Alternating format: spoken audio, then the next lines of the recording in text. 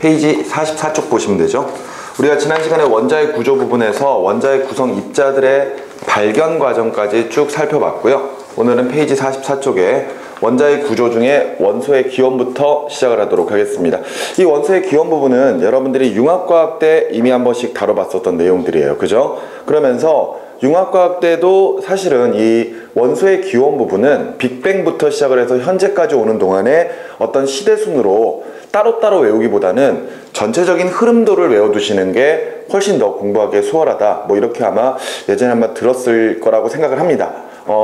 실제로 그렇게 하는 게 훨씬 더 유리하고요. 무슨 말인지 알겠죠? 자, 그러면은 일단 이제 원소의 기원부터 한번 시작을 해볼 건데, 제일 첫 번째로 나와 있는 내용이 원자를 구성하는 입자 사이에 작용하는 힘입니다. 근데 그 전에 사실 물리에서 다뤄지는 내용이긴 하지만 이때 우리가 자연계에 존재하는 4가지의 힘이 있다라고 이야기를 하거든요. 오케이? 그랬을 때 그 4가지 힘의 종류가 첫 번째가 중력이고요. 그리고 두 번째가 전자기력, 그리고 세 번째는 강한 핵력, 네 번째는 약한 핵력, 이렇게 해서 4가지의 힘이 존재한다, 이렇게 이야기를 합니다. 사실 물리를 지금 준비하고 있는 학생들 같은 경우에는 이 각각의 힘들에 대한 내용들과 그 힘을 상호작용할 때 그것을 매개해주는 입자들, 뭐 매개체들, 그런 내용들까지 배우고요. 최종적으로는 이제 통일장 이론이라고 하는 것까지 해서 4가지의 힘이 하나의 힘에서 분리가 되었다, 뭐 이렇게 이제까지 배우게 되는데, 우리는 여기서 이 4가지의 힘들이 대략적으로 어떨 때 작용하는지 정도 알아두시고 실질적으로 원소 내에서 어떤 힘이 작용하는지 그것만 좀 구별을 해보시면 됩니다. 자, 먼저 중력이라고 하는 것은 여러분들도 알고 있다시피 뭐 지구가 물체를 끌어당기는 힘이라고 이제 이야기를 하고 있죠. 그지? 근데 보통 중력은 질량을 가진 입자 사이에서 작용을 하는 힘입니다. 그러니까 예를 들어 어떤 물체가 질량을 가지고 있고 또 다른 물체가 질량을 가지고 있는 상태에서 둘 사이에서 작용하는 인력을 우리가 이제 중력이라고 표현을 하죠. 아마도 여러분들이 공식은 F는 G R의 제곱분의 M1, M2다, 뭐 이렇게 해서 배운 적이 있을 겁니다. 그죠? 두 입자 사이의 거리의 제곱에 반비례하고요, 질량의 곱에 비례하는 힘이 중력이에요. 오케이? 자, 그럼 이제 두 번째, 전자기력은 뭐냐? 전자기력은 전하를 띤 입자 사이에 작용하는 힘입니다. 전하라고 하는 것은 플러스 마이너스 뿐만이 아니라 N극, S극까지 생각하시면 돼요. 이때 전자기력은 전기력과 자기력의 합친말이죠. 그랬을 때 둘 다 인력 또는 척력이 있고요. 같은 극 사이에서는 척력, 다른 극 사이에서는 인력이 작용을 합니다. 그랬을 때 역시 공식은 F는 K, R의 제곱분의 Q1, Q2로 계산한다, 뭐 이렇게 해서 역시 배운 적이 있을 거예요. 특히나 이제 중력이나 전자기력 같은 경우에는 공식이 상당히 비슷한데, 저 중력과 전자기력은 둘 다 이제 만유인력이라고 하는 힘에서부터 우리가 시작을 할 수가 있죠. 그지? 이렇게 이제 생각을 하시면 되겠고요. 자, 그 다음에 이제 강한 핵력 같은 경우에는 보통은 핵자 사이에 작용하는 힘이다 라고 표현을 합니다. 그래서 핵자라고 하는 것은 핵을 이루고 있는 입자들이에요. 그렇다면은 핵을 이루고 있는 입자들이 뭐가 있을까요? 예를 들어서 양성자, 그리고 중성자, 이런 것들이 원자핵의 구성 입자들이죠. 근데 이것 말고도 뭐가 있죠? 전자? 전자는 원자핵의 구성 입자가 아니죠. 양성자와 중성자가 뭐로 이루어집니까? 바로 쿼크로 이루어진단 말이에요. 그죠? 이런 쿼크들 사이에서 작용하는 힘을 강한 핵력이라고 표현합니다. 뭐 쉽게 이야기해서 이런 내용이죠. 아주 작은 공간인 원자핵 속에 플러스를 띠고는 양성자가 옹기종기 모여 있습니다. 그렇다면 당연히 그 플러스를 띠고 있는 양성자 사이에서는 반발력이 작용할 수밖에 없을 것이고, 그렇다면 자그마한 공간에 가둬둘 수가 없을 텐데 이 원자핵을 이룰 수가 있다라는 것은 그 반발력을 이길 수 있는 무언가 큰 힘이 존재를 한다라는 거거든요. 그죠? 그래서 그 힘을 우리가 강한 핵력, 이렇게 표현을 하고 있는 거예요. 오케이? 자, 그리고 약한 핵력 같은 경우에는 핵 분열 시 작용하는 힘이다 라고 표현하면서요, 보통은 베타 붕괴라고 하는 이런 현상이 일어날 때, 즉 원자핵이 더 작은 질량을 가지고 있는 원자핵으로 쪼개질 때, 그럴 때 작용하는 힘이다, 이렇게 이제 표현을 하고 있습니다. 자, 우리가 지금 보고 있는 원소라고 하는 것은 결과적으로 원자를 이야기하는 것일 거고요. 원자는 각각 원자핵과 전자, 그리고 원자핵은 다시 양성자와 중성자로 나눠질 겁니다.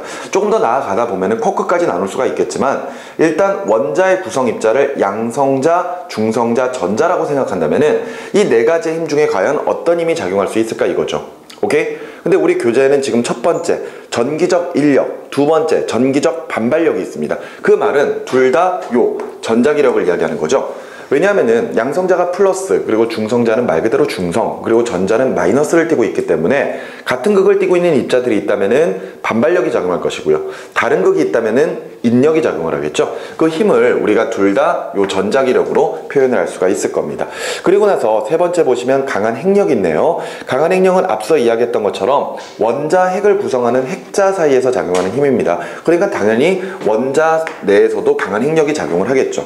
오케이? 그렇다면 원소 사이에서 작용하는, 원자를 구성하는 입자 사이에서 작용하는 힘은 요 두 가지다? 근데 조금 더 나아가다 보면은 사실 중력까지도 포함을 할 수가 있습니다. 왜냐면은 결과적으로 질량을 가진 입자 사이에서 작용하는 힘이 중력이라고 했기 때문에 원자 핵을 이루고 있는 양성자와 중성자, 그리고 전자 같은 경우에는 아주 작은 질량이지만 분명히 질량이 존재하거든요. 그런데 이런 질량에 의한 중력은 거의 효과가 미미하다라고 보셔도 상관이 없기 때문에 우리는 원소를 구성하는 입자 사이에 작용하는 힘을 이 두 가지로 가지고 설명을 할 겁니다.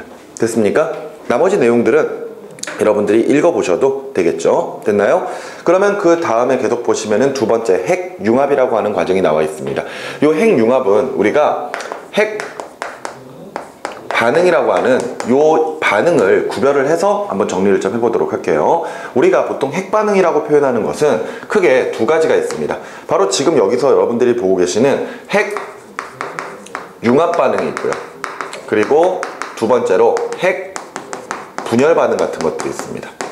이 두 가지를 우리가 모두 핵융합 반응이라고 표현하게 되는데, 말 그대로 핵이 합쳐지는 반응, 그리고 핵이 나누어지는 반응, 이런 반응들을 각각 핵융합 반응, 핵분열 반응이라고 표현하죠. 근데 이때 핵융합이 일어나든 핵분열이 일어나든 많은 양의 에너지가 발생을 하기 때문에 우리가 그런 핵에서 발생하는 에너지를 이용하는 게 바로 원자로 발전소에서 뭔 소리야?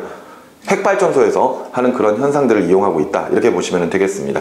이때 핵융합 반응은 두 개 이상의 가벼운 원자 핵이 결합하여 무거운 원자 핵이 되는 반응이다 라고 했는데, 아마도 여러분들이 알고 있는 가장 대표적인 핵융합 반응은 4개의 수소 원자가 하나의 헬륨 원자로 바뀌면서 에너지를 방출하는 과정, 그지? 바로 우리가 이야기하는 수소 핵융합 반응을 아마 떠올릴 수가 있을 거예요. 자, 이래서 이런 과정에서 질량의 변화가 나타나게 되고, 그 질량의 변화에 따라 에너지가 발생한다라는 것을 표현하는 게 바로 아인슈타인의 상대성 이론에서 나오는 에너지는 mc 제곱, 이건 거죠. 맞지?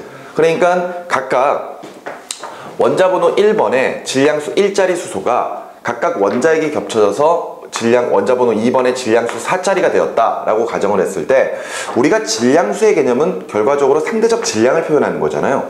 그러면은 4개의 수소가 하나의 헬륨으로 바뀌게 됐을 때 질량수 1짜리가 4개가 합쳐져서 4가 됐으면은 질량은 일정하게 보존돼야 될 것 같지만, 실질적으로 질량은 4개의 수소의 질량이 하나의 헬륨 질량보다 약간 크다라는 겁니다.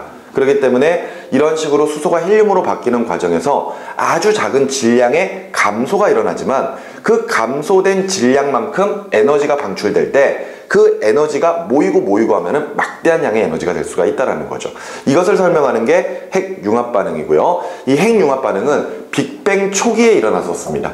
그죠? 뒤에 가서 우리가 원소의 기원에서 진화까지 쭉 살펴볼 때 다시 한번 좀 나오겠지만, 핵융합 반응은 일단 빅뱅 초기의 우주 공간에서 일어났던 반응입니다.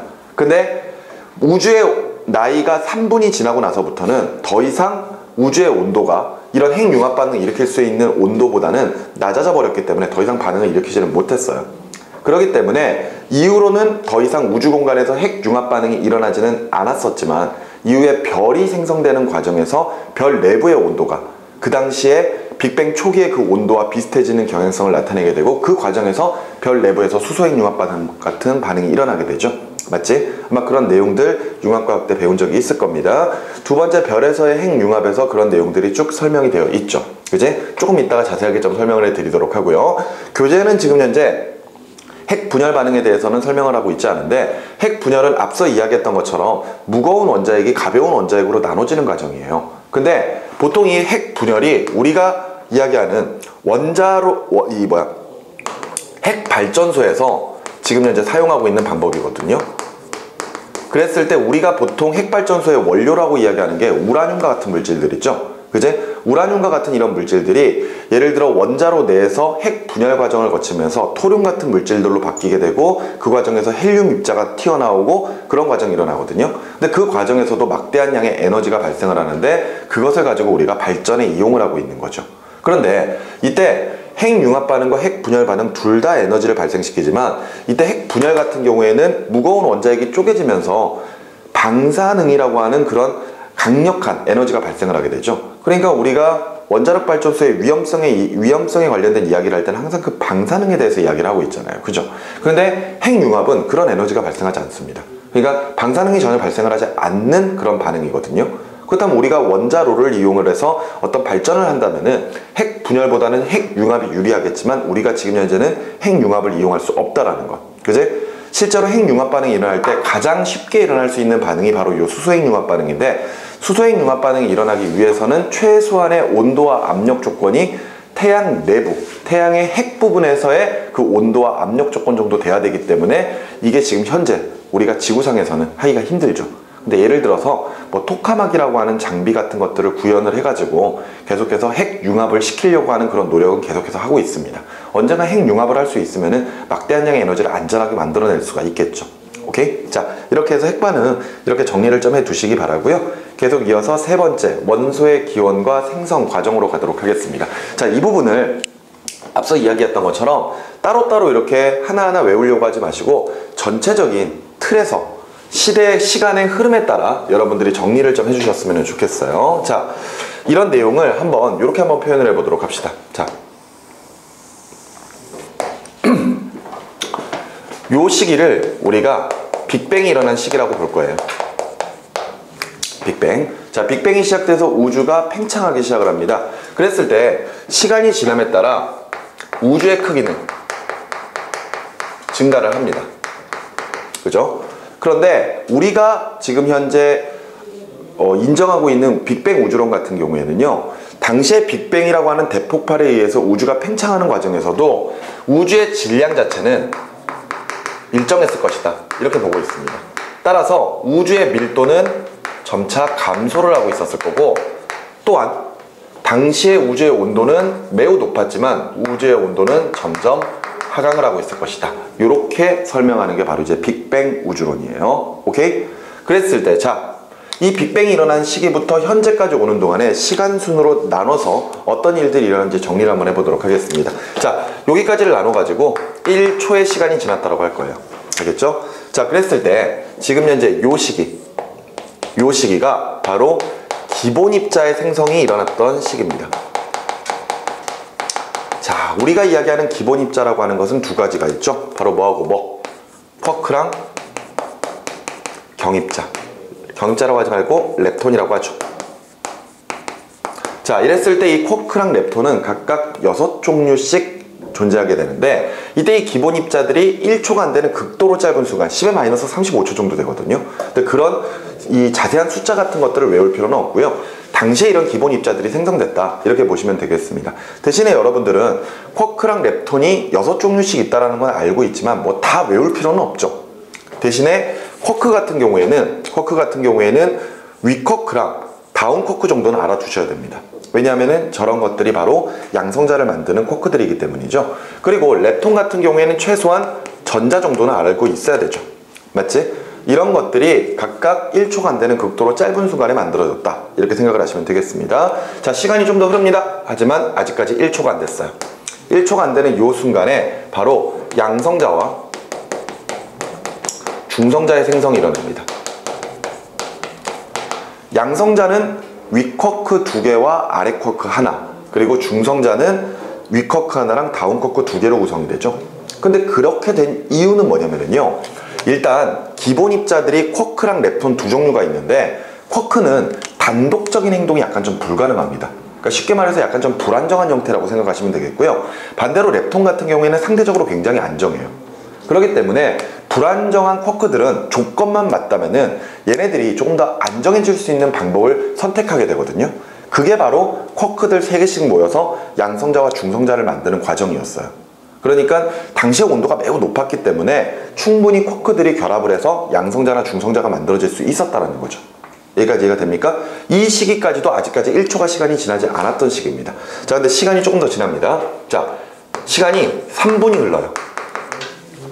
그러면 이때 이 3분 때 일어났던 현상 바로 원자핵의 합성입니다.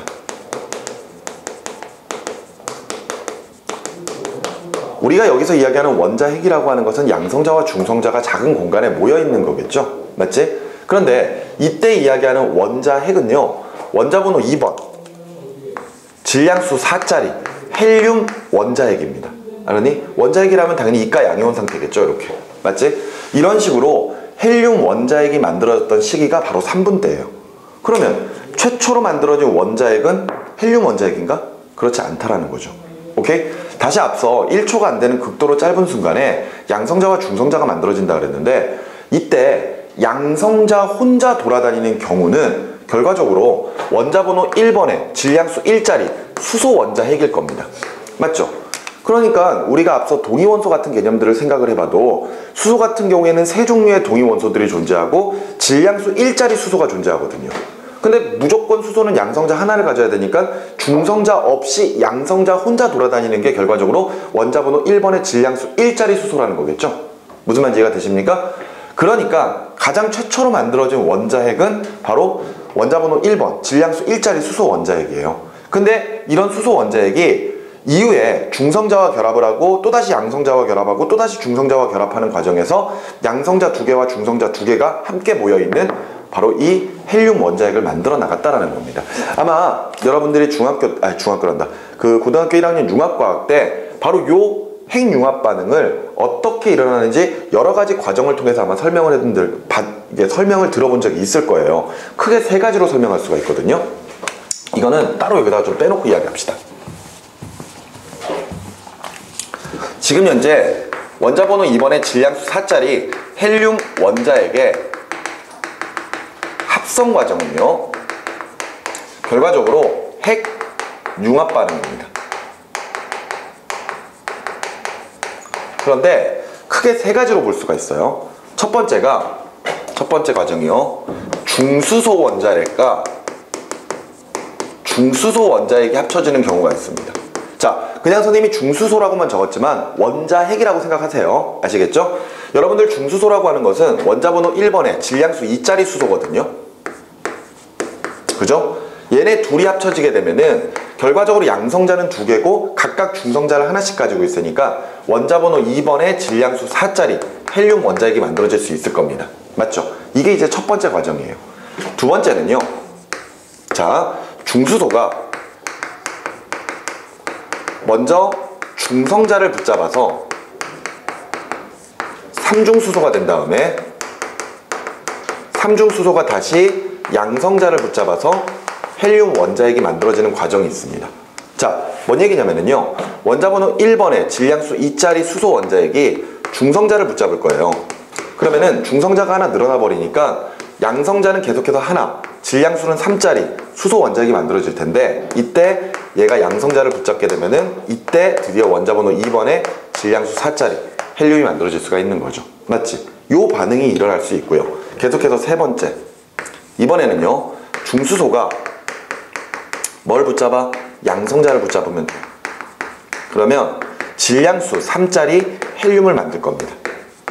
그런데 이 헬륨이 다시 중성자를 붙잡아도 역시 마찬가지로 헬륨이 만들어질 수 있죠. 이런 과정입니다. 원자번호 1번의 질량수 2짜리 수소가 양성자를 붙잡았어요. 그랬더니 원자번호 2번의 질량수 3짜리 헬륨으로 바뀌고요. 다시 중성자를 붙잡으면은 얘네들은 원자번호 2번의 질량수 4짜리 헬륨이 되었다. 이렇게 설명을 할 수가 있을 겁니다. 이 과정이 바로 1초 이전부터 해서 3분 때까지 일어났다고 보시면 돼요. 근데 저런 과정을 그냥 쉽게 원자번호 1번의 질량수 1짜리 수소가 원자번호 2번의 질량수 4짜리 헬륨으로 바뀌었다. 이때 얘는 최소한 4개가 필요하다. 이렇게 만들어지면서 에너지가 방출됐다. 이렇게 앞서 우리가 봤었던 수소 핵 융합 반응으로 그냥 가볍게 설명을 해주시면 되겠습니다. 됐죠? 근데 아직까지는요, 원자핵까지밖에 못 만들어졌습니다. 맞죠? 이때 원자핵은 플러스를 띠고 있지만 주변에 마이너스를 띠고 있는 전자를 붙잡기에는 당시에 온도가 너무 높았어요. 그죠? 전자가 너무 많은 에너지를 가지고 있다 보니까 매우 빠르게 움직이게 되고요. 그 과정에서 전자를 붙잡을 수가 없었기 때문에 우주 공간에는 처음에 만들어졌던 기본 입자들, 그리고 양성자, 중성자들, 그리고 원자, 핵 같은 것들이 우주 공간에 그냥 흩뿌려져 있는 상태였겠죠. 오케이? 자, 그런데 시간이 좀 더 흐릅니다.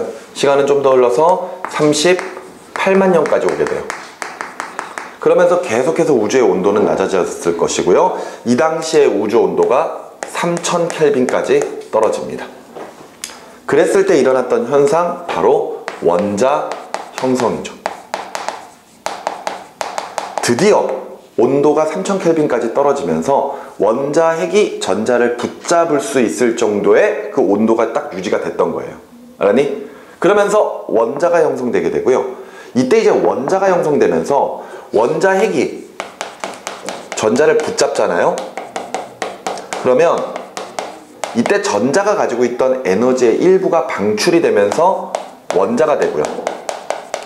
그러면서 에너지가 밖으로 방출이 된다 이거죠. 그런데 이때 이 방출된 에너지가 이 당시에는 빛의 형태로 빠져나갔을 겁니다. 알았니? 그랬는데 이때 요 38만 년 이전까지는 당시의 빛들이 여러 가지 입자들의 충돌과 흡수 또는 방출되는 과정에서 모든 방향으로 퍼져나가지 못했기 때문에 만일 그 당시에 우주를 밖에서, 외부에서 관찰하고 있었다면 우주는 매우 뿌연 상태였을 겁니다. 그래서 우리가 38만 년 이전까지를 불투명한 우주라고 표현을 하고 있어요.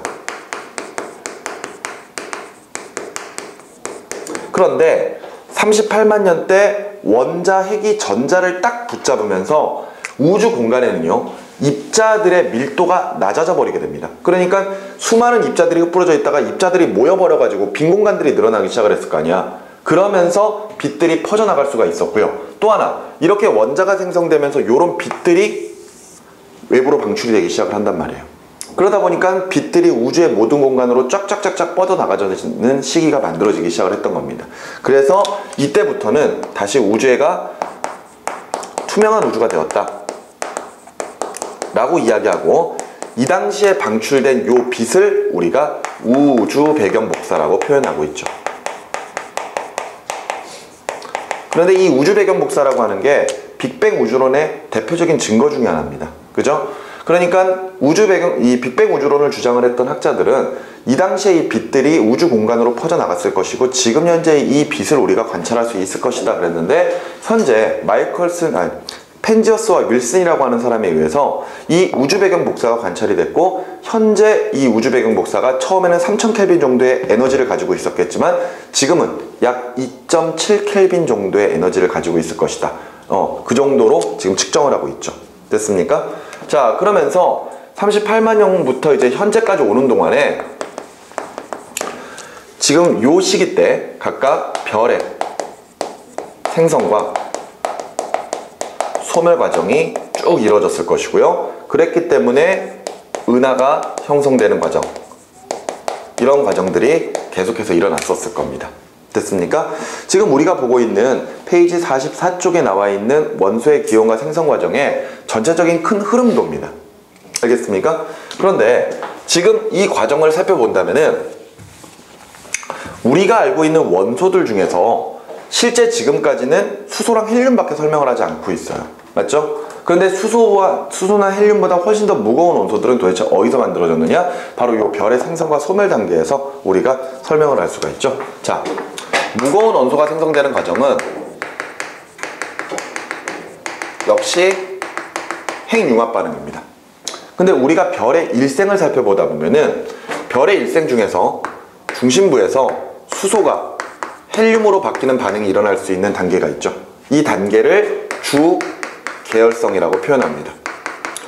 그런데 이 주계열성은 매우 중요한 단계가 되는데 별의 일생 중에서 가장 긴 단계죠.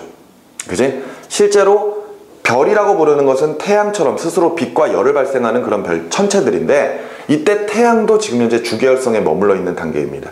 전체 일생 중에서 거의 한 70% 이상을 차지하고 있는 단계가 주계열성. 근데 자신이 가지고 있는 수소를 거의 대부분 헬륨으로 만들어버리고 나면은 그 다음부터 이제 소멸 단계에 들어가죠. 그래서 이제 질량에 따라서 적색 거성이나 초거성 단계로 진입을 하게 되고요. 그리고 나서 적색 거성은 행성상성운, 그리고 백색 외성으로 생을 마감을 합니다. 그런데 초거성은요, 이후에 초신성 폭발을 하고 또다시 질량에 따라서 중성자별이나 또는 블랙홀로 생을 마감을 합니다. 블랙홀로 생을 마감해요. 알았어? 그런데 이때 이 사실 융합과학이나 아니면 이런 것들을 자세하게 보는 단원에서는 정말 이걸 섬세하게 좀 살펴봐야 되겠지만, 우리가 뭐 이제 화학에서는 특별히 이렇게 별에 대한 내용들을 자세하게 보는 건 아니기 때문에 뭐 크게 신경은 안 쓰셔도 되지만, 일단 주 계열성 단계에서 요 내부의 온도가 매우 높다라는 것을 먼저 좀 인지를 하셔야 돼요. 아시겠죠? 그리고 나서 이후에 이제 소멸 단계에 들어가면은 별의 외부가 뜯어지거든요. 근데 질량이 작으면은 천천히 뜯어지고 질량이 크면은 빠르게 뜯어진단 말이에요. 그런데 외부는 뜯어지면서 온도가 낮아집니다. 온도가 낮아지니까 우리 눈에는 붉은색의 계열로 보이는 거거든요. 그러니까 얘도 적색이라는 말이 붙어있고 얘는 빠졌지만 그래도 얘도 거의 붉은색 계열로 보일 거예요, 외부는. 하지만 이때도 그 별의 핵 부분, 내부는 계속해서 온도가 높아진다고 생각하시면 됩니다. 그러면 이때 적색 거성이나 초거성 단계로 딱 들어가게 되면은 이때 이 별 내부의 온도가 더 높은 온도, 그러니까 앞서 이제 주계열성보다 훨씬 더 높은 온도가 만들어지게 되거든요. 그러면 이때 만들어졌던 헬륨이 예를 들어서 탄소 같은 것들로 바뀌고요. 탄소 같은 것들이 산소나 네온을 거쳐가지고 최종적으로 철까지 만들어질 수 있는 반응이 일어난단 말이에요. 알겠니? 그러니까 이거는 별 내부에서 일어나는 계속된 핵융합 반응입니다. 어디까지 만들 수가 있다? 철까지 만들 수 있다. 알았니? 그런데 철보다 더 무거운 원소는 어떻게 만들어질 수 있느냐? 바로 요 초신성 폭발 때입니다. 초신성 폭발은 말 그대로 팽창하다가 너무 팽창하는 압력이 크니까 그냥 빵 터져버리는 거예요. 근데 그럴 때 매우 높은 온도와 압력이 가해져 버리기 때문에 초신성 폭발 때는 철보다 더 무거운 원소들, 대표적으로 금이나 또는 우라늄과 같은 이런 원소들이 초신성 폭발을 할 때 만들어질 수 있다, 이렇게 생각을 하시면 되겠습니다. 그러면서 이런 별들의 잔해가 우주 공간으로 퍼져나가면서 이후에 또 다른 별들의 재료가 되고요. 태양이 만들어질 때도 이런 원소들이 모이다가 태양으로 빨려 들어가지 않은 원소들이 모여서 큰 덩어리를 만든 게 결과적으로 우리가 지금 살고 있는 지구다. 여러분들이 앉아있는 의자와 책상에 포함되어 있는 철이 예전에 별들의 잔해다, 이렇게 생각을 하시면은 뭔가 좀 이상하죠. 그치? 네, 그렇습니다. 무슨 말인지 알겠습니까? 자, 요 내용으로 가지고 페이지 44쪽을 모두 다 정리를 하시면 될 것 같아요. 됐나요? 좋습니다. 자, 그럼 넘어가셔서 페이지 45쪽으로 가보도록 할게요. 자, 페이지 45쪽은 이제 원자 모형 중에서 보호의 원자 모형부터 시작을 하는군요.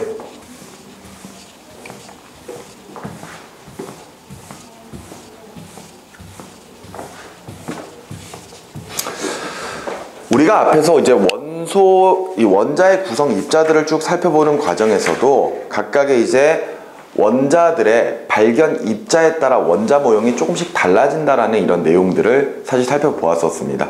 일단 페이지 48쪽을 보시면은요, 페이지 48쪽 거기에 보시면은 원자 모형의 변천 과정이 있습니다. 그죠? 일단 이것부터 좀 먼저 보시면은요, 원자 모형은 실의 순에 따라 조금씩 변화됐습니다. 일단 원자라고 하는 것을 최초로 주장했던 돌턴에 의해서 동그란 구 모양의 원자 모형이 등장을 하죠. 이때 돌턴 자체는 원자가 더 이상 쪼개지지 않는 구의 형태다, 이렇게 이제 설명을 합니다.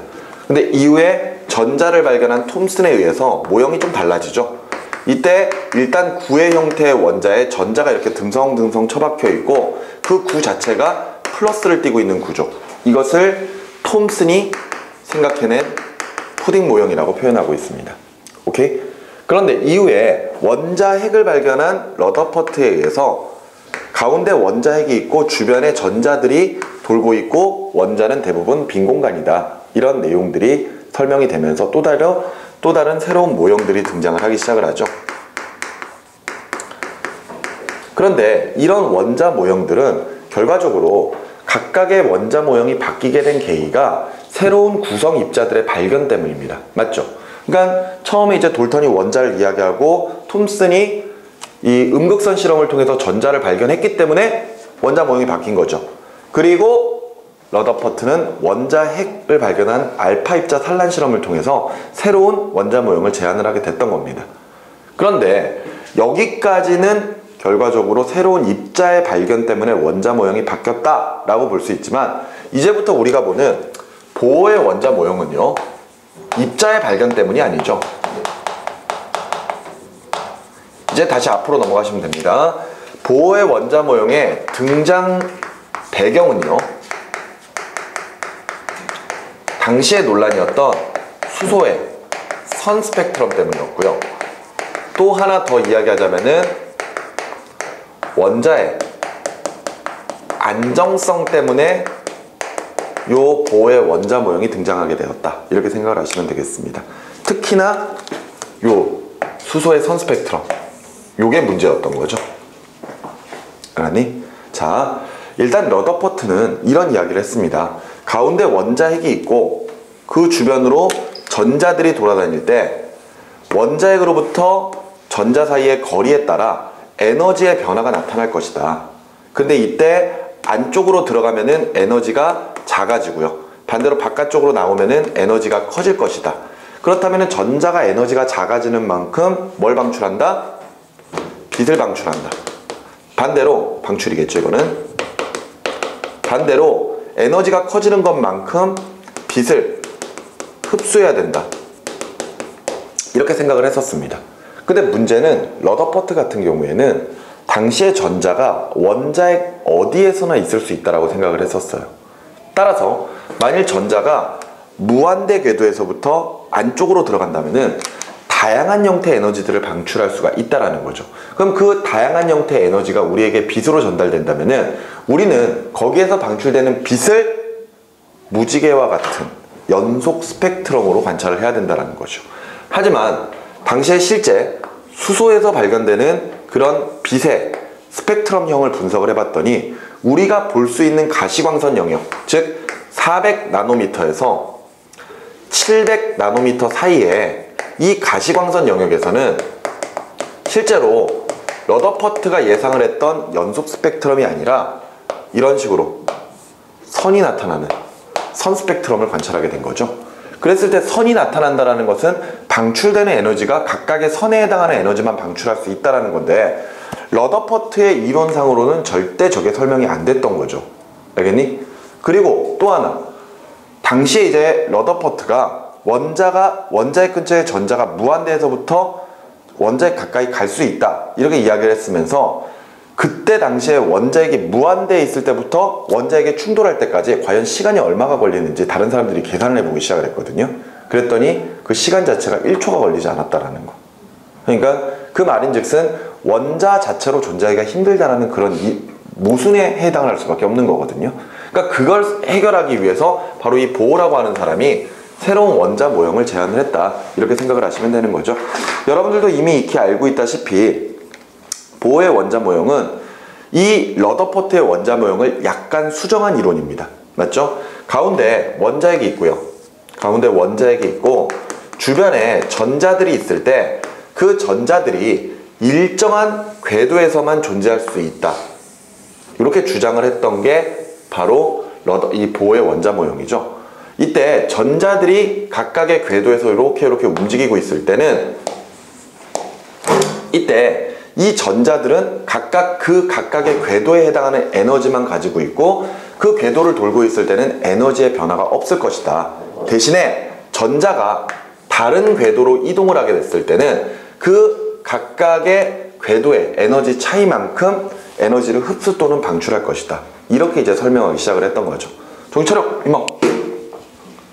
자, 그러면서 각각 이 궤도를 우리가 이제 전자 껍질이라고 부르고요. 당시에 이제 K부터 시작해서 L, M, N 이런 식으로 각각 알파벳을 부여하죠. 그리고 또 하나 숫자를 부여한 것, 1번, 2번, 3번, 4번 이렇게 부여한 숫자들을 우리가 주양자수라고 표현을 하고 있습니다.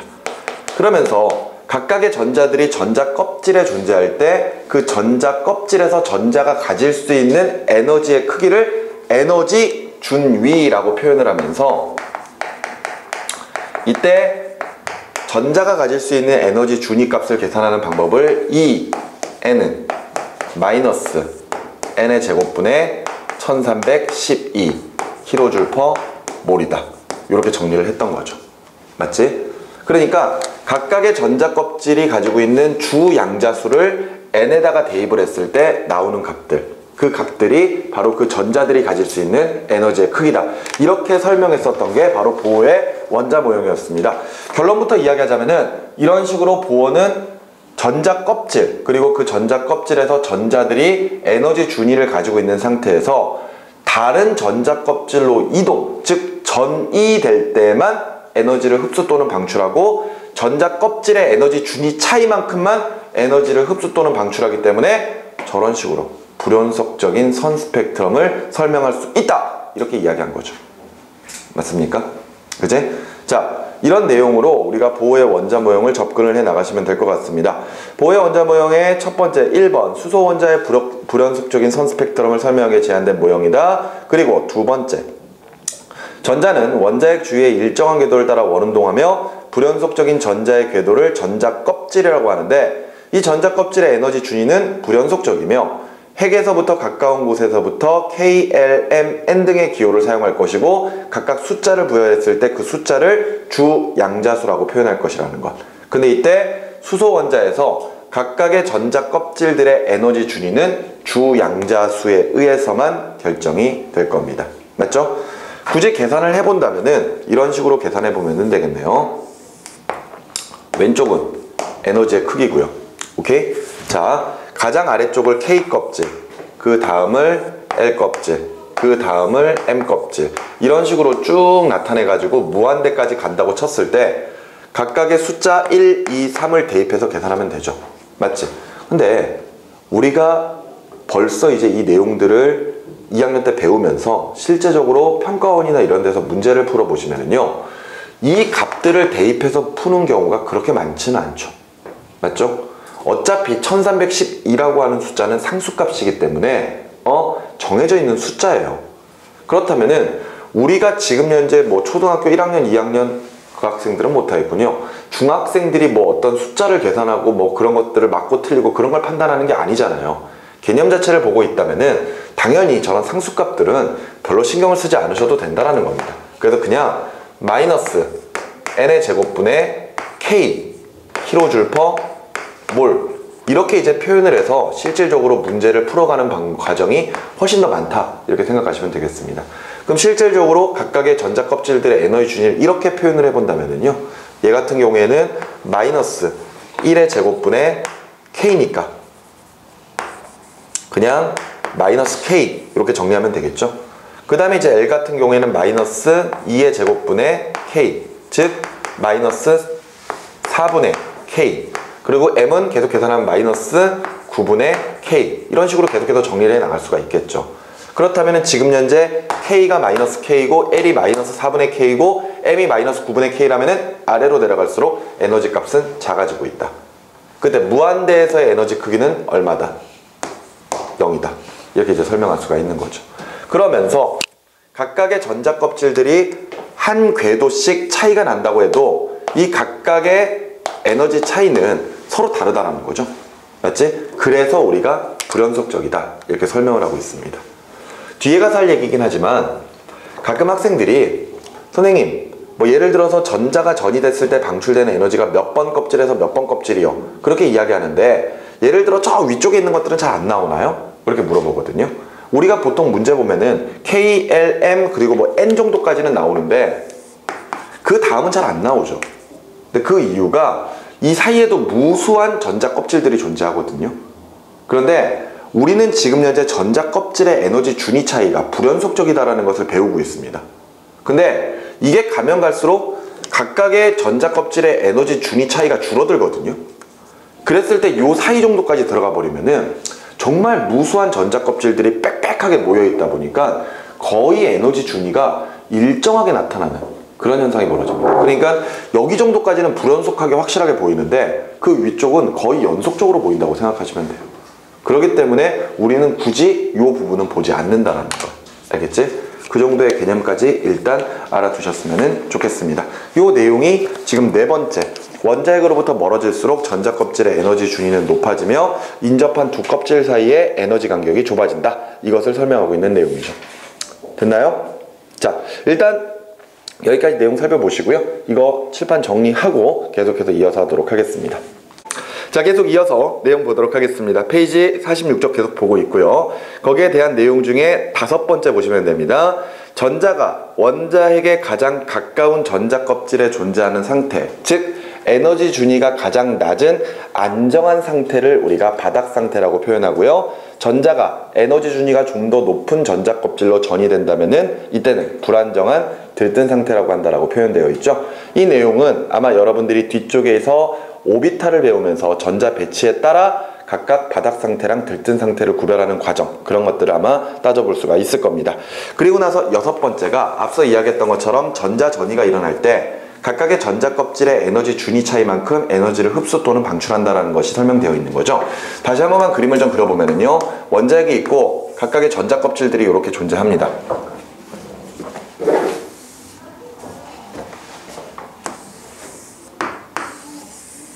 전자 껍질들이 존재를 하겠죠.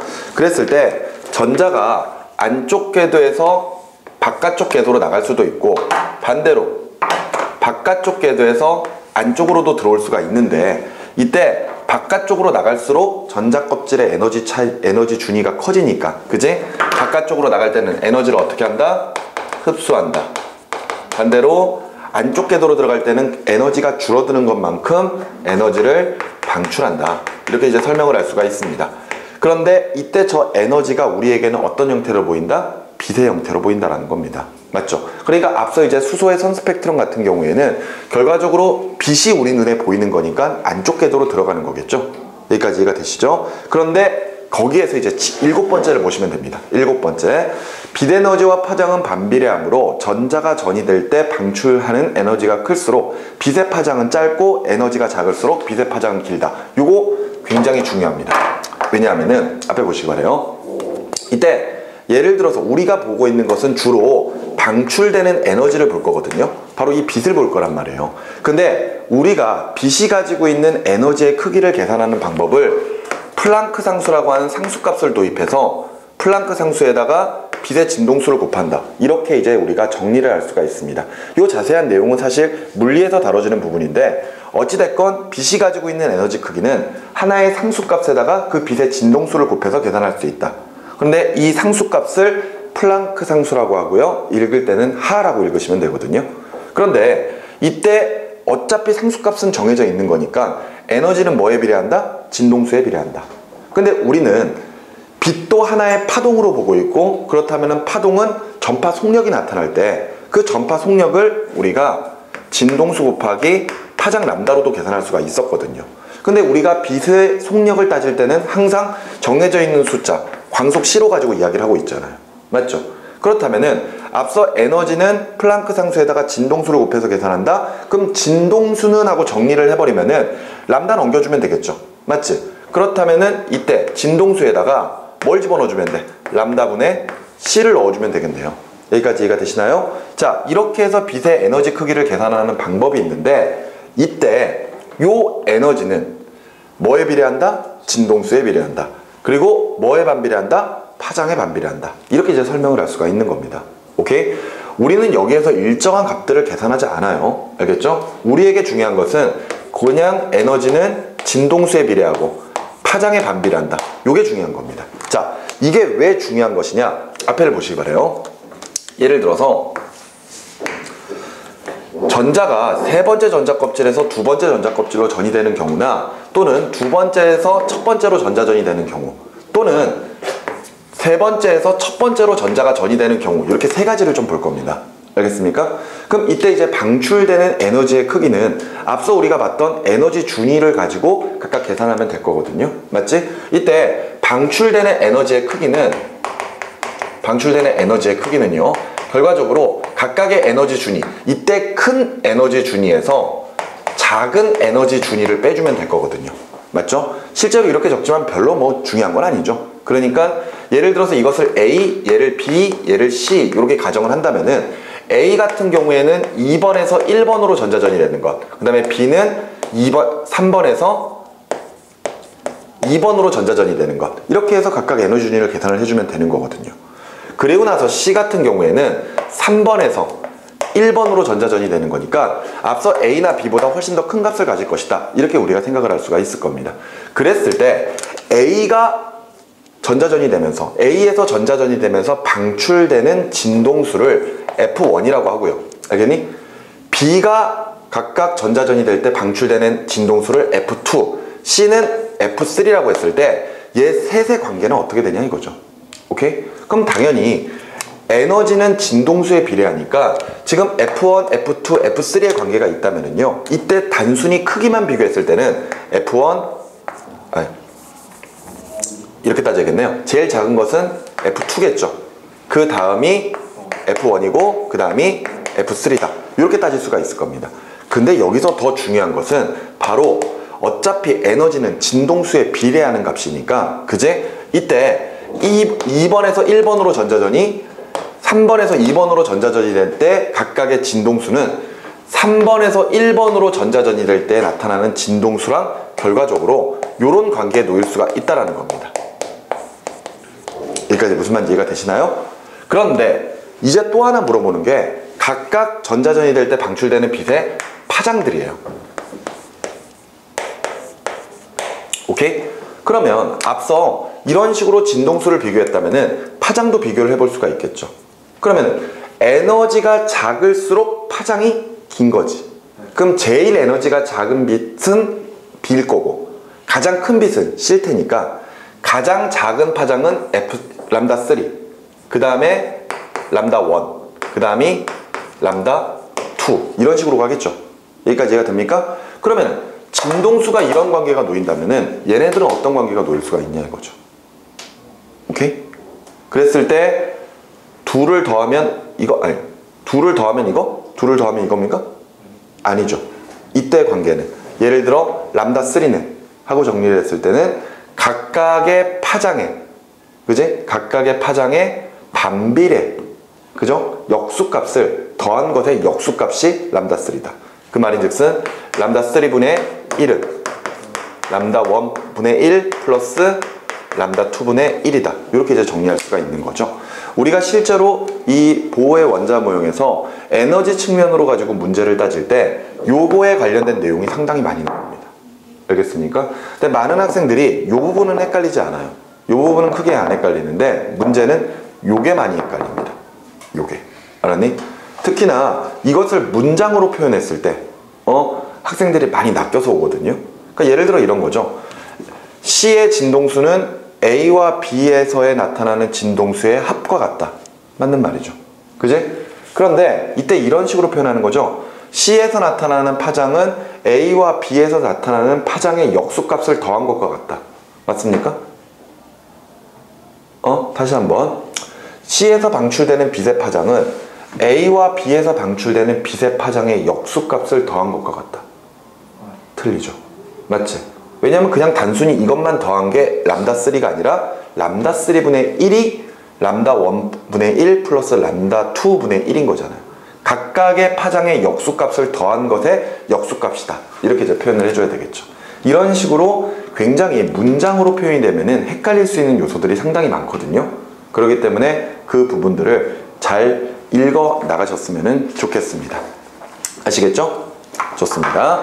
자, 그러면 계속 이어서 세 번째, 보호의 원자 모형과 수소 원자의 선 스펙트럼 보시면은요, 앞서 우리는 보호의 원자 모형이 등장하게 된 계기가 결과적으로는 수소 원자의 불연속적인 선 스펙트럼 때문이다. 이렇게 이제 설명을 했었습니다. 그죠? 특히나 우리가 보는 모습은 주로 가시광선에서 400나노미터 그리고 700나노미터 사이를 우리가 이제 주로 보죠. 맞지? 그 이유는 말 그대로 여기만 눈에 보이니까. 맞지? 이때 400에서 700나노미터가 바로 무지개에 같은 색깔을 나타낼 것이고, 이때 파장이 긴 쪽이 무슨 색? 빨간색. 그리고 파장이 짧은 쪽이 보라색. 이렇게 판단할 수 있을 겁니다. 그렇다는 것은 빨간색 쪽으로 갈수록 파장은 어떻게 된다? 길어진다. 그런데 여러분들 모든 빛들은요, 파장이 다르다고 하더라도 전파 속력은 똑같아야 되죠. 맞지? 그렇다면 파장이 길어질수록 광속은 일정하니까 진동수는 어떻게 돼야 된다? 작아져야 된다. 맞죠? 진동수는 작아져야 되겠죠. 그렇다면은 앞서 에너지는 진동수에 비례하고 파장에 반비례한다 그랬으니까, 맞지? 이때 빛이 가지고 있는 에너지의 크기는 어떻게 된다? 작아진다. 이렇게 설명을 할 수가 있습니다. 됐죠? 이때 수소 원자의 선 스펙트럼은 이런 식으로 4개의 선들이 딱딱딱딱 나타나는 이런 모습이었죠. 맞지? 그렇다면 각각의 선들은 서로 파장이 다르고 진동수가 다르고 에너지가 다르다는 것. 맞지? 그러면 당연히 가장 빨간색 쪽에 있는 요 선이 파장이 가장 길기 때문에 진동수는 가장 작을 것이고 에너지도 가장 작을 것이다. 마찬가지로 계속해서 이쪽 왼쪽으로 갈수록 파장 자체가 짧아지기 때문에 진동수는 커질 것이고 에너지는 커질 것이다. 이렇게 이제 우리가 설명을 할 수가 있는 거죠.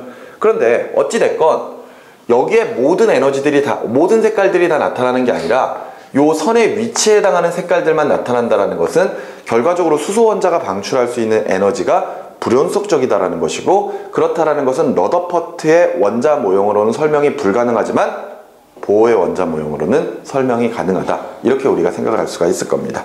맞죠? 그러면서 실질적으로 전자가 어느 전자 껍질에서 어느 전자 껍질로 전자전이 되느냐에 따라서 결과적으로 방출하는 빛의 파장과 진동수가 다르고 에너지가 다르기 때문에 우리가 보게 되는 빛의 종류도 달라질 수 있다는 것. 그지? 그것을 설명하는 게 넘어가셔서 페이지 47쪽에 나와 있는 바로 스펙트럼 계열이 되는 거죠. 맞지? 자, 이랬을 때 우리가 보고 있는 스펙트럼 계열은 크게 3가지가 있습니다. 제일 먼저 라이먼 계열. 라이먼 계열은 우리가 빛을 이야기할 때는 자외선 영역이다. 이렇게 이야기하죠. 이때 n번째 전자껍질에서 무조건 1번 전자껍질로 전자전이 됐을 때 방출되는 빛을 라이먼 계열이라고 표현을 할 겁니다. 그리고 두 번째는 발머 계열이 있죠. 발머 계열은 우리가 이야기하는 가시광선 영역이 될 것이고요. 이때 다른 전자껍질에서 어디로? 2번으로 전자전이 됐을 때가 바로 발머 계열이 될 겁니다. 마지막으로 파센 계열 나와 있죠. 파센 계열은 우리가 이야기하는 적외선 형태고요. n번째 전자껍질에서 3번으로 전자전이 됐을 때 나타나는 것. 맞지? 그랬을 때 우리는 앞서 전자껍질마다 그 간격별로 에너지가 불균등하다라는 것을 알고 있습니다. 특히나 K껍질, L껍질, M껍질, N껍질, 무한대, 이렇게 그림을 그려놓고 각각 에너지 크기를 계산을 했을 때 1311을 K라고 놓는다면은 얘는 마이너스 K, 얘는 마이너스 4분의 K, 얘는 마이너스 9분의 K, 얘는 마이너스 16분의 K, 그리고 얘는 0. 이렇게 판단한다면은 1번에서 2번 떨어질 때 얼마만큼 에너지가 방출돼요? 얼마 방출돼? 2번에서 1번 떨어질 때 여기서 이거 빼주면 되잖아. 그지? 그러면은 4분의 3K만큼 방출될 거라는 것. 그런데 무한대에서 L까지 떨어져도 실제 방출된 에너지는 얼마밖에 안 된다? 얼마밖에 안 돼? 4분의 K밖에 안 된다. 이렇게 정리할 수가 있습니다. 위로 갈수록 에너지 간격이 더욱더 작아져 버리죠. 그러니까 결과적으로 2번에서 1번으로 떨어지게 되면은 다른 데서 몇 계단을 떨어지든지 간에 그 에너지보다는 훨씬 더 큰 에너지를 가질 수가 있다. 이렇게 설명할 수가 있을 겁니다. 다시 이 그림을 보시면요. 이 그림은 지금 현재 우리가 가시광선 영역을 보고 있는 거예요. 그렇다면은 앞서 우리가 봤었던 계열 중에서는 발머 계열에 해당한다는 거. 맞지? 그렇다면은 당연히 몇 번 전자껍질로? 2번 전자껍질로 전자전이 됐을 때만 저런 식의 선 스펙트럼들이 나타난다는 거죠. 그렇다면은 이때 요 4개의 선 중에서 가장 에너지가 작은 빛이 요거니까 요 빛은 발머 계열 중에서 에너지가 가장 작다. 그렇다면은 3번에서 2번이 결과적으로 저 빛에 해당을 하겠죠. 그지? 그렇다면 두 번째 선은 두 번째로 에너지가 작아야 되는 거니까 요거겠죠. 이런 식으로 해서 계속해서 전자가 전이 됐을 때 2번으로만 떨어지면은 우리는 무조건 가시광선 영역을 볼 겁니다. 그럼 다시 정리해보면 요것은 2번에, 요거는 3번에서 2번으로, 얘는 4번에서 2번으로, 얘는 5번에서 2번으로, 얘는 6번에서 2번으로 이렇게 설명할 수가 있을 거예요. 앞서 선생님이 이런 이야기 했잖아요. 여기까지는 어느 정도 보는데 그 다음부터는 안 본다 그랬잖아요. 사실 4번에서 2번까지는 뚜렷하게 나타나는데 그 다음부터는요, 실질적으로 계속 위쪽에 있는 전자 껍질들 사이의 그 에너지 차이가 거의 미세하게 차이가 나버리기 때문에 우리가 육안으로는 도저히 관찰할 수 없는 그런 상태라고 보시면 됩니다. 그렇기 때문에 실질적으로 여기가 6번에서 2번이라고 이야기를 하고는 있지만 그 다음에서 떨어져도 우리는 저 위치로 볼 거예요. 무슨 말인지 알겠나요? 그러니까 더 고민할 필요도 없는 겁니다. 알겠습니까? 그런데 우리가 문제를 통해서 볼 때 문제는 어차피 여러분들을 낚아보려고 노력을 할 거거든요. 그랬을 때 학생들이 놓치기 쉬운 실수가 저 가시광선 영역이라는 걸 자꾸 무시할 때, 알았니? 그리고 너무 가시광선에 관련된 스펙트럼만 보다 보니까 모든 스펙트럼들을 다 가시광선 영역만으로 생각을 하려고 한다는 거, 알겠니? 그게 문제가 되는 거예요. 당연히 지금 현재 우리가 보고 있는 요 가시광선의 바깥쪽으로도 또 다른 빛들이 존재를 하겠죠. 그럼 빨간색의 바깥쪽은 무슨 영역? 적외선 영역. 그리고 보라색의 바깥쪽은 자외선 영역이 될 겁니다. 그랬을 때 여러분들이 요 정도는 좀 알아두셨으면 좋겠어요. 우리가 보는 가시광선 영역이 400나노미터에서부터 700나노미터 정도까지라는 거는 좀 알아두셨으면 좋겠습니다. 물론 문제 풀 때는 수능 문제에서는 일단 이런 것들은 다 보여줄 수밖에 없거든요. 그런데 학생들이 자꾸 그것을 해석을 안 하고 넘어가 버린단 말이에요. 예를 들어서 400에서 700나노미터 사이 또는 다음은 어떤 원자의 가시광선 영역이다, 수소 원자의 가시광선 영역이다, 이렇게 딱 나오면은 아, 얘는 무조건 2번으로 전자가 전이되는 게겠구나, 이렇게 바로 생각을 해야 되겠죠. 오케이? 그런데 가끔 문제에서 적외선이나 자외선 영역을 표현해 주는 경우도 있단 말이에요. 그런데 보통 문제는요, 적외선 영역은 잘 안 나옵니다. 알겠니? 예를 들어서 적외선에 여기에 선이 이렇게 하나 딱 나타났어.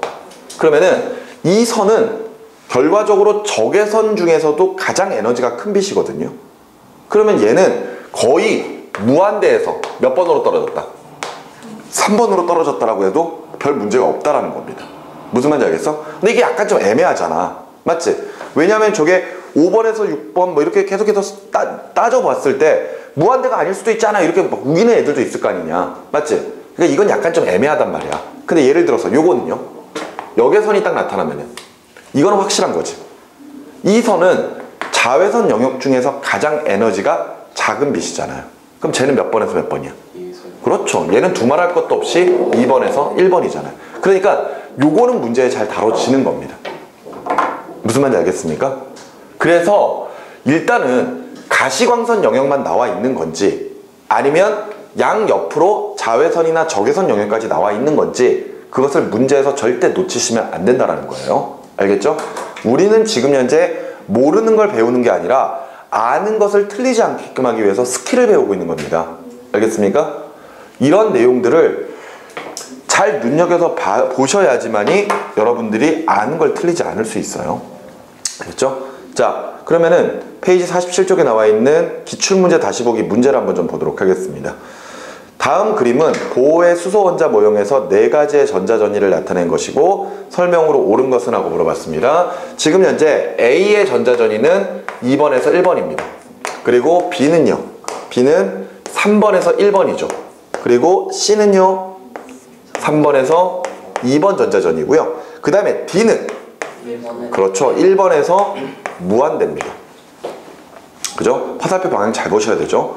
자, 이랬을 때 설명으로 옳은 것은 했습니다. 먼저 기억, 방출되는 빛의 파장은 B가 A보다 길다. 이 둘이 비교하면 되겠네요. 그지?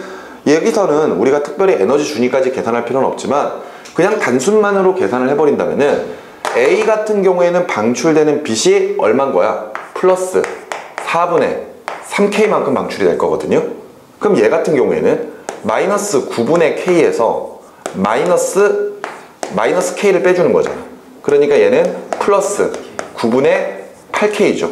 그렇다면 방출되는 에너지는 B가 더 크네요. 앞서 에너지는 진동수에 비례하고 파장에 반비례한다 그랬으니까 지금 기억 조건에서, 기억에서 물어보고 있는 A와 B의 파장이죠. 이때 A의 파장을 람다 A, B의 파장을 람다 B라고 했을 때 에너지는 누가 커? B가 커. 그럼 파장은 A가 더 길어야 되겠지. 그러니까 기억은 틀린 말이 되겠네요. 그 다음에 계속해서 니은입니다. C에서 방출되는 빛은 가시광선에 해당한다. C는 어디로 전자전이 돼? 2번으로. 맞지? 그렇다면은 2번 영역으로 떨어지는 것 중에 가장 에너지가 작은 빛입니다. 그죠? 이때 이 빛은 당연히 가시광선 영역이 되겠죠. 그러니까 니은은 맞는 말이 될 것이고요. 디귿의 D에 해당하는 에너지는 수소 원자의 이온의 에너지와 같다 그랬거든요. 우리가 수능 문제를 보면은 당연히 여러 단원의 내용들을 한 번에 묶어서 문제를 내게 될 겁니다. 그냥 단순 케이스 바이 케이스 문제는 아니잖아요. 맞지? 그러니까 이런 식의 내용이 나왔을 때도 눈여겨보셔야 되겠죠. 어차피 수소는 전자가 하나밖에 없습니다. 당연히 수소는 지금 우리가 보고 있는 건 수소니까요. 수소 같은 경우에는 전자가 하나밖에 없기 때문에 전자 배치가 1s1 이걸로 끝나버리겠죠. 맞습니까? 그랬을 때 하나 있는 전자를 어디까지? 무한대로 끄집어내고 있습니다. 맞죠? 그때 전자를 떼어낼 때 필요한 에너지를 이온의 에너지라고 표현하죠. 맞지? 그러니까 디귿 맞는 말이 되겠습니다. 됐죠? 그래서 옳은 것은 니은과 디귿 두 가지로 체크해 주시면 되겠네요. 됐죠? 좋습니다. 자, 그럼 넘어가셔서 이 마지막 앞서 우리 잠깐 봤었던 원자 모형의 변천 과정인데 이 각각의 원자 모형들 잘 봐두셔야 되죠. 돌턴은 더 이상 쪼갤 수 없는 구 모양의 형태이고요. 돌턴의 원자설에 근거해서 만들어낸 모형이 되겠습니다. 맞죠? 그 다음 두 번째로 나와 있는 톰슨은요. 전자를 발견해내고요. 그 이후에 마이너스 전하를 띤 전자들이 플러스 전하가 고르게 분포되어 있는 공에 박혀있는 구조다라고 이제 생각을 하게 되죠. 맞지? 자, 그런데 이후에 러더퍼트 같은 경우에는요. 원자의 중심에 원자 질량의 대부분을 차지하며 플러스 전하를 띠고 있는 매우 작은 크기의 원자 핵이 존재하고 그 주위로 전자가 돌고 있는 모형을 생각을 하게 됩니다. 그죠? 이때 원자는 대부분이 빈 공간이다. 이렇게 이야기한 거죠. 이때 러더퍼트는 알파 입자 산란 실험을 통해서 원자 핵을 발견하게 됩니다. 그죠? 앞서 이야기했던 것처럼 돌턴부터 톰슨, 러더퍼트까지 원자 모형이 계속해서 변화된 계기는 새로운 입자들의 발견인 거였어요. 맞죠? 그런데 그 다음에 나와 있는 보어의 원자 모형은 전자가 원자핵 주위에서 일정한 궤도를 따라 움직이고 있다. 앞서 러더퍼트는 일정한 궤도는 아니에요. 그죠? 전자가 어느 공간에나 돌아갈 수 있다. 이렇게 생각을 했거든요. 근데 보어는 전자 껍질이라고 하는 궤도를 도입한 거죠. 그러면서 전자가 궤도를 바꿀 때만 에너지의 출입이 따르고 그때 흡수 또는 방출하는 에너지는 각각의 전자 껍질의 에너지 차이만큼에 해당할 것이다. 이렇게 설명을 했었습니다. 그러면 러더퍼트의 원자 모형에서 보어의 원자 모로 바뀌된 계기는 새로운 입자의 발견은 아니죠. 그지? 바로 수소의 선 스펙트럼을 설명하기 위해서 제안된 모형이었다. 이렇게 생각하시면 되죠. 근데 여러분들 이미 결론을 알고 있을 겁니다. 보어의 원자 모형은 오로지 수소 원자의 선 스펙트럼만 설명할 수 있다는 것. 그러니까 정말 거기에 포인트를 맞춰서 모형을 만들어냈다고 보시면 되겠어요. 오케이? 그런데 지금 우리는 현대 원자 모형을 쓰고 있죠. 바로 오비탈이라고 하는 개념. 이 오비탈이라고 하는 현대 원자 모형이 등장하게 된 계기는 앞서 보어의 원자 모형으로는 수소를 제외한 다전자 원자의 선 스펙트럼을 설명하지 못했기 때문입니다. 그죠? 그리고 나서 그 당시에 이제 새롭게 대두된 불확정성의 원리라고 하는 이론에 의해 전자의 위치와 속력을 동시에 측정할 수 없을 것이다. 즉 이런 식으로 어떤 궤도에서 전자가 빙글빙글 돌고 있는 원운동을 관찰할 수 없다라는 이론에 의해서 그냥 전자가 있을 만한 확률만으로 원자 모형을 나타낸 게 바로 우리가 보고 있는 오비탈이라고 하는 새로운 개념이죠. 그지? 이때 확률적으로 전자가 발견된 확률이 낮은 지점도 있고 높은 지점도 있을 겁니다. 그런 지점들을 선으로 점으로 다 찍어서 나타낸 전밀도 모형과 그지? 실제로 전자가 발견된 확률이 90% 이상이 되는 지점들을 선으로 연결해서 만들어낸 경계면 그림으로 우리는 오비탈을 다시 한번 좀 표현을 할 거예요. 아시겠죠? 자, 현대적 원자 모형과 전자 배치 관련된 부분은 다음 시간에 들어가도록 하겠고요. 다음 시간에는 이 오비탈에 관련된 내용 빠르게 좀 정리를 하고요. 그리고 나서 가능하다면은 이 뒤에 있는 3강 원소의 주기적 성질 부분까지도 어느 정도 좀 다뤄볼까 합니다. 알겠습니까? 만약 오비탈을 처음 배운다면은 이거는 불가능한 상황이 되겠지만 여러분들은 이미 오비탈이 어느 정도 익숙해졌을 거라고 생각을 하기 때문에 빠르게 좀 진행할 수 있을 거라고 봅니다. 아마 여러분들도 이미 알고 있다시피 이 부분이 이제 어려운 게 아니잖아요. 뒤에 원소의 주기적 성질 부분이 좀 문제가 되는 거니까요. 자, 일단 오늘 수업은 여기까지입니다. 그리고 다음 시간에는 이 나머지 부분들 정리를 하도록 할게요. 아시겠죠? 수고하셨습니다.